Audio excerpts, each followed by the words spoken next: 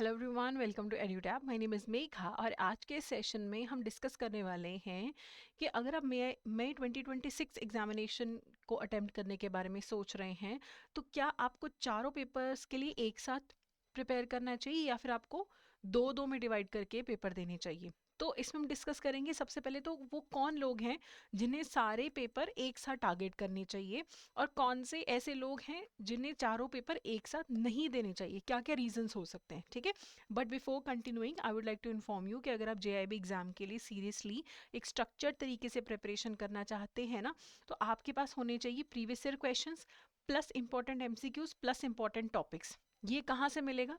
इसी वीडियो के डिस्क्रिप्शन में ना एक आपको ई बुक का लिंक मिलेगा जिस पे जाके आप ये तीनों चीज़ें डाउनलोड कर सकते हैं। तो मई 23 से लेके नवंबर 25 तक के प्रीवियस ईयर क्वेश्चंस मिलेंगे, 1200 मोस्ट इंपॉर्टेंट एमसीक्यूज भी मिलेंगे और मोस्ट इंपॉर्टेंट टॉपिक्स भी मिलेंगे। तो जल्दी से जल्दी इस लिस्ट को आप डाउनलोड कर लीजिए, ये सारी ई बुक्स को आप डाउनलोड कर लीजिए और अपनी जो प्रिपरेशन है उसे एग्जाम की रिक्वायरमेंट के हिसाब से अलाइन कर लीजिए। ठीक है, चलिए अब पहले उन लोगों की बात करते हैं जिनको सारे पेपर एक साथ अटेम्प्ट करने चाहिए। तो आपका जो पेपर है ना वो 3 मई से स्टार्ट हो रहा है, 22 फरवरी तक तो देखो पहले रजिस्ट्रेशंस हैं। फिर 3 मई को आपका पेपर स्टार्ट है। आपके पेपर कौन कौन से होते हैं? एक होता है Indian economy and Indian financial system, फिर होता है पीपीबी, फिर होता है एएफएम और आरबीडब्ल्यूएम। ठीक है, तो अब देखो, एक अगर आप रूल की फ़ायदा उठाना चाहते हो, जैसे एक रूल है कि अगर आप सारे पेपर एक साथ देते हो तो आप पास कैसे करोगे? जब आपके हर सब्जेक्ट में मिनिमम 45 होने चाहिए और एग्रीगेट इन सब का स्कोर मिला के आपका 200 या फिर 200 प्लस होना चाहिए। ठीक है, तो ये जो 45 वाला जो फ़ायदा है ये आप तभी उठा पाओगे जब आप सारे पेपर एक साथ दोगे, है ना। अगर मैं सोचूं कि मैं ये दो पेपर पहले दे दूं, पहले दो वाले आखिरी दो बाद में दे दूं, फिर तो मुझे इनको पास करने के लिए 50 मार्क्स पर सब्जेक्ट लेने ही पड़ेंगे।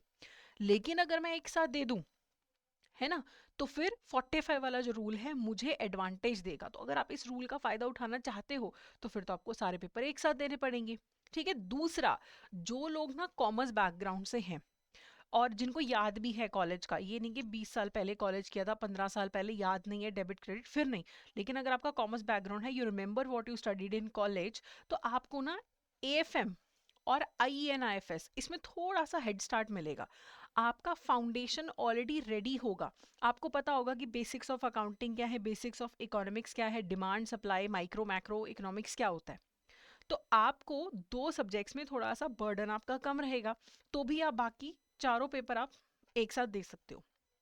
ठीक है, फिर अगर आप कंसिस्टेंट हो, डिसिप्लिन्ड हो अपनी पढ़ाई में, कि हर रोज आप दो दो घंटे पढ़ रहे हो, ठीक है, कि अभी से पढ़ाई स्टार्ट कर दी, आधा फरवरी मार्च और अप्रैल आपने ढंग से पढ़ाई करी दो दो घंटे, तो देखो हफ्ते में आप 14 घंटे से ज़्यादा का समय निकाल पाओगे, है ना।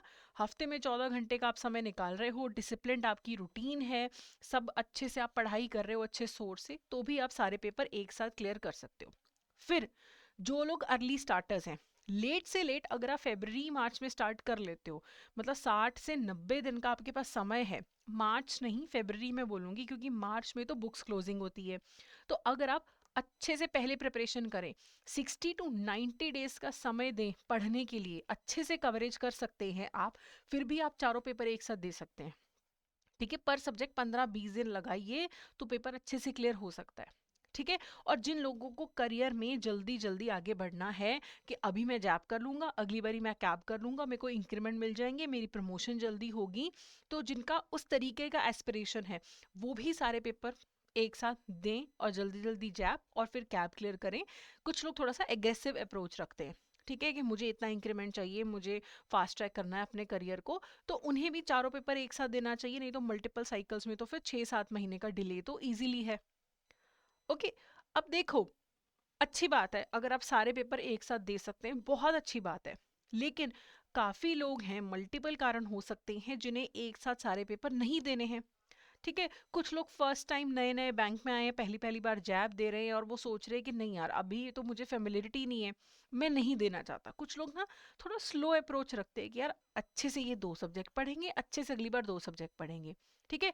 कुछ लोगों को वर्क का बहुत ज़्यादा प्रेशर रहता है, कुछ लोगों को फैमिली पे बहुत ज़्यादा काम होता है कि पहले जॉब्स हैं, स्पेशली जो मदर्स हैं जिनके बच्चे छोटे हैं कि जॉब करके आए, फिर बच्चों को भी संभालना है, घर का भी देखना है, चाहे फैमिली कितनी भी सपोर्टिव हो, but there are certain things कि उनको खुद ही करनी है। तो उनके पास हो सकता है नहीं समय हो चारों सब्जेक्ट पढ़ने का, और वो चारों सब्जेक्ट पढ़ने की कोशिश करें तो उनको बर्डन आएगा। ऐसे लोग जो हैं दो दो करके भी पेपर दे सकते हैं, कोई रेस थोड़े ना है ना। उसके बाद जो लोग नॉन कॉमर्स बैकग्राउंड से, नॉन मैथ्स बैकग्राउंड से हैं, बैंक में भी नए नए हैं, किसी सब्जेक्ट के बारे में अभी कुछ पता ही नहीं है, वो लोग भी इजी अप्रोच ले सकते हैं कि दो पेपर इस बार कर लेंगे, दो पेपर अगली बार कर लेंगे। ठीक है। और जो लोग एंड में स्टार्ट करते हैं, कुछ लोग क्या करते हैं एंड में स्टार्ट करते हैं कि अप्रैल में सोचते हैं कि चलो यार फॉर्म भरा था, पेपर दे देते हैं। ठीक है। तो मैं दो ही पेपर अभी दूंगा, दो पेपर मैं बाद में दूंगा, ऐसा भी किया जा सकता है।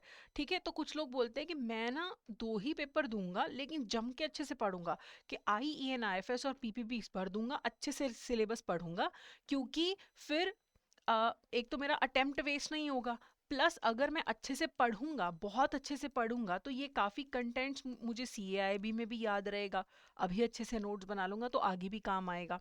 ठीक है। और वो बोलते हैं कि यार क्रेडिट रिटेंशन है तो है, दो अभी दे दूंगा, दो पेपर अगली बार दे दूंगा, कोई फर्क थोड़ा ना पड़ रहा है, ये दो इस बार क्लियर करके साइड पे कर दी, ये अलग पे साइड पे कर दिए।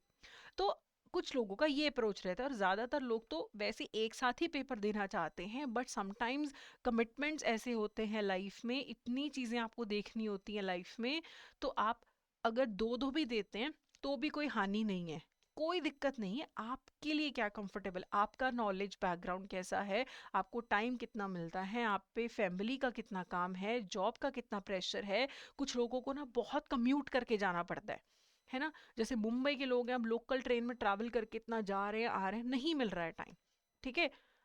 तो ये सारी चीजें कंसिडर करके आपको डिसाइड करना है, लेकिन चाहे दो पेपर दो, चाहे चार पेपर एक साथ दो, स्ट्रैटेजी डिफरेंट रहेगी, लेकिन एक प्रिंसिपल जो हमेशा कांस्टेंट रहेगा वो है कि आपको अच्छा स्टडी मटेरियल यूज करना है, ये नॉन नेगोशिएबल है। आप चाहे IBF मैकमिलन की बुक से पढ़े, चाहे सोशल मीडिया यूट्यूब से पढ़े, चाहे आप कोर्स लेके पढ़े, कैसे भी पढ़े, आप जो सोर्स चूज कर रहे हैं आपकी रिक्वायरमेंट को पूरा करे, और अच्छा मटेरियल हो, आप ट्रस्ट करके पढ़ सकें कि अब ये मैंने पढ़ लिया तो ये टॉपिक मेरा कवर हो गया। ठीक है। तो अगर आपके पास समय की कमी है, खुद से आप नहीं प्रिपेयर कर पा रहे हैं, तो आई वुड रिकमेंड यू कि आप एडुटैप के कुछ कोर्सेज देख लीजिए।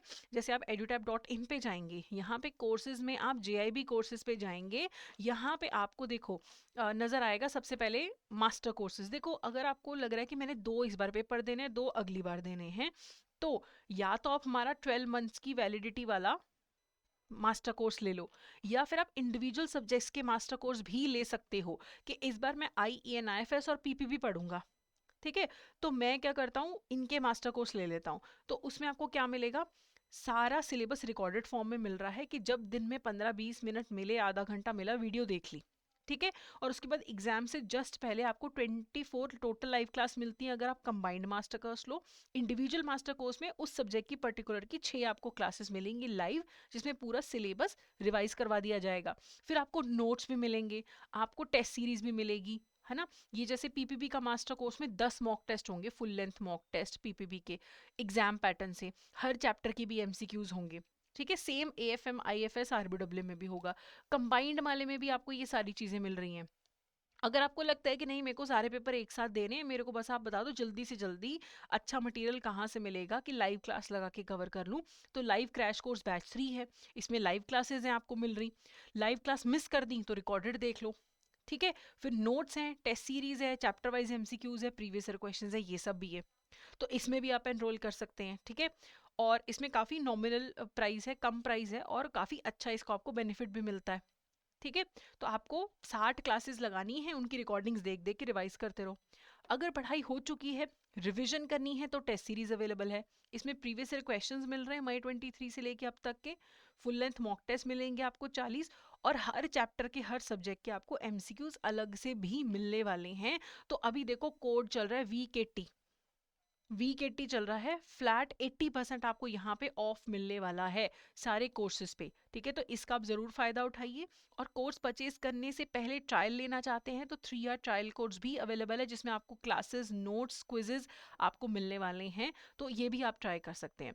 तो वट एवर यू डिसाइड, आपको जल्दी डिसाइड करना है और इस एग्ज़ाम के लिए आपको अच्छे से प्रिपेयर करना है। अभी भी कोई डाउट है तो आप हमें कमेंट सेक्शन में कमेंट करके पूछ सकते हैं।